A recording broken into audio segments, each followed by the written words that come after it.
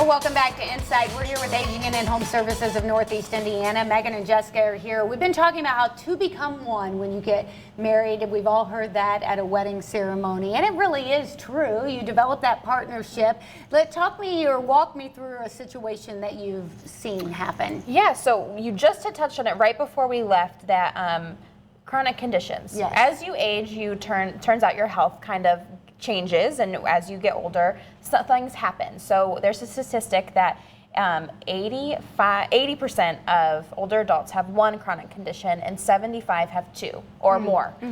So those chronic conditions can be anywhere from physical to cognitive, which those are obviously physical impairments. Those are our body. Right. Physical movement, and then cognitive is our mind. So Jessie, she is our ADRC, one of our ADRC Aging and Disability Resource Center supervisors, and so she deals with the people that are calling in, and she hears these stories firsthand. I do, yeah. So oftentimes we are getting that call from individuals who haven't planned ahead. So their family members are stepping in, trying to help support them so that both mom and dad are meeting their needs. So for instance, we get calls from, and for the sake of this story that Yes. I'm going to tell you, we'll call them Fred and Martha. So Fred and Martha typically, and this is just a basic compile of all of the stories that we have, or all the encounters that we have in the EDRC. So they're typically in their mid to late 70s. They already have children of their own who are in their 50s. Their children's lives are already established. They have children themselves. They're working.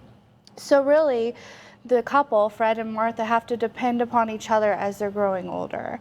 And like Megan mentioned, typically 80% of them have one chronic condition and 75% have two chronic conditions.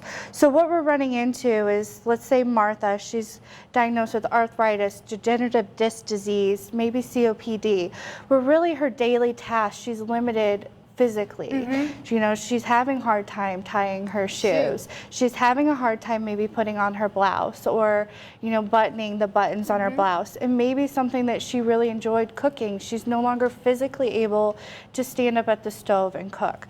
But her husband Fred, he's been diagnosed with Alzheimer's, and as many people know, Alzheimer's really affects the ability to make decisions. Physically he's able to function, but cognitively, he's having a hard time remembering.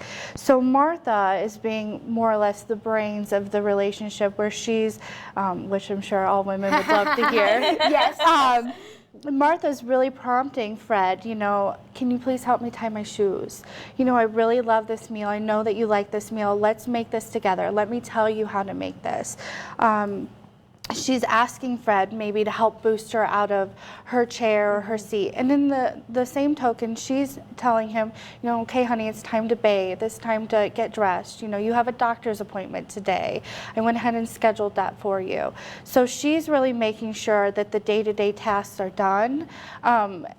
She's organizing their day, where he's really completing the tasks throughout the day. And so when we have couples like this, they depend upon each other to really function every day. So sometimes an incident will happen. Maybe Martha falls and she breaks her hip.